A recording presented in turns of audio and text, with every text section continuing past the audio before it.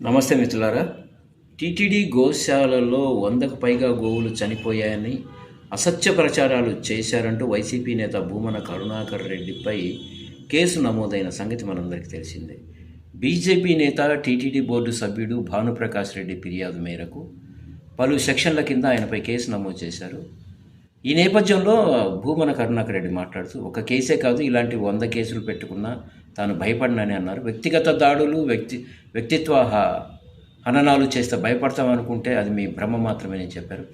మీ తప్పులను ఎప్పటికప్పుడు ఎత్తి చూపుతూనే ఉంటాను, ప్రజాస్వామ్యబద్ధంగా ప్రశ్నిస్తూనే ఉంటాను. సో ఆయన మీడియాతో మాట్లాడుతూ ఈ వ్యాఖ్యలు చేశారు. ఇప్పుడు మీరు పెట్టే కేసుల వల్ల తాను ధర్మం వైపు నిలబడపోవడానికి వెనుకంజ వేస్తానని, అది జరగదు అన్నారు ఆయన. సో విద్యార్థి దశ నుంచే పోరాటాలు చేశారు. ఏ తప్పు జరిగినా తాను నిలదీస్తూనే ఉంటా. తప్పుడు హామీలు ఇచ్చి అధికారంలోకి వచ్చారు మీరు.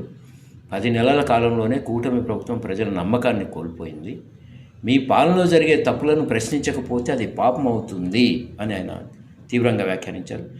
దేవుడిని అడ్డం పెట్టుకొని మీరు చేస్తున్న రాజకీయాలు హిందువులు, రాష్ట్ర ప్రజలు గమనిస్తూ ఉన్నారని భూమన కరుణాకర్ రెడ్డి చాలా ఘాటుగా విమర్శించారు.